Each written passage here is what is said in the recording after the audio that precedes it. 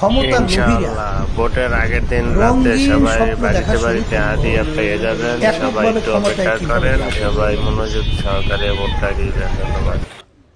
তারা ষড়যন্ত্রের মাধ্যমে, আমরা তো সরল মনে পথ চলতেছিলাম, কিন্তু সেখানে বিভিন্ন ধরনের ষড়যন্ত্রের জাল তৈরি করে আমাদেরকে ক্যাসকা কল, বুঝেন, ক্যাসকা কল, আমাকে ক্যাসকা কলে আমাদেরকে ফালাবার জন্যে বিভিন্ন ধরনের ষড়যন্ত্র তৈরি করলো। এমনভাবে ষড়যন্ত্র হলো যে হয়তোবা ক্যাসকা কলে পড়তে হবে, না হয় তোমাদেরকে একা হতে হবে।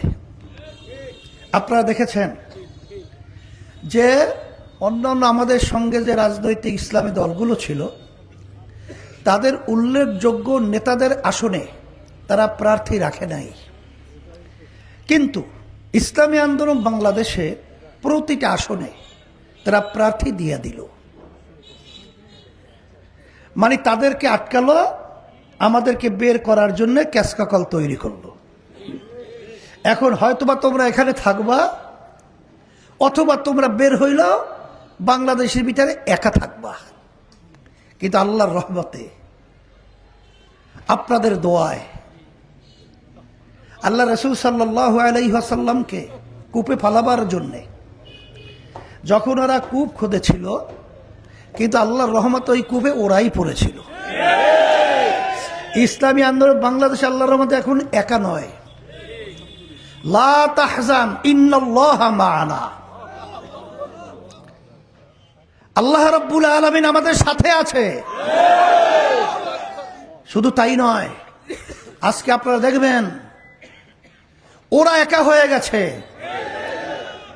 আজকে বাংলাদেশের সম্মানিত উলামায়ে কেরাম সব আল্লাহর রহমতে আমাদের সাথে আছে।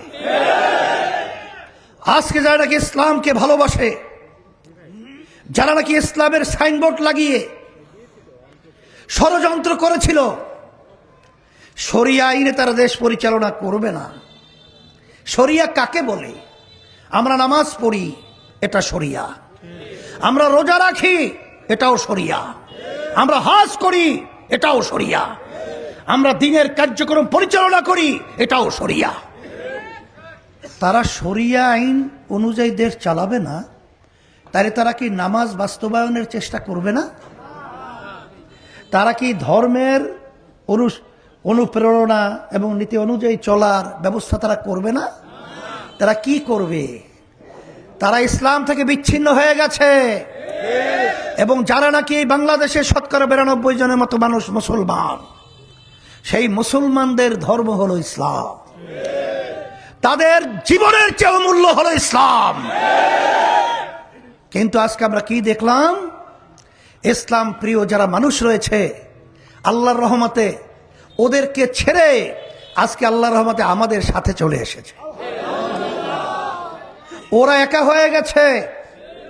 বলে কেমন? আমরা দেশকে ভালোবাসি, আর ওরা এই দেশের ভালোবাসার নামে গোপনে আমেরিকার সাথে গোপন বৈঠক করে। আমরা দেশকে ভালোবাসি, আর ওরা দেশকে ভালোবাসার নামে ওরা ভারতের সঙ্গে গোপনে বিভিন্ন ধরনের ষড়যন্ত্রের বৈঠক করে। যারা নাকি দেশপ্রেমিক রয়েছে, তারাও কিন্তু তাদের সাথে থাকবে না। এদিক থেকে ওরা একা হয়ে গেছে। আর আল্লাহর রহমতে আমাদের সাথে আল্লাহ রয়েছে, ইসলাম প্রেমিকরা রয়েছে, দেশ প্রেমিকরা রয়েছে, এবং বাংলাদেশের মানুষ আল্লাহর ফজল করবে আমাদের সাথে রয়েছে।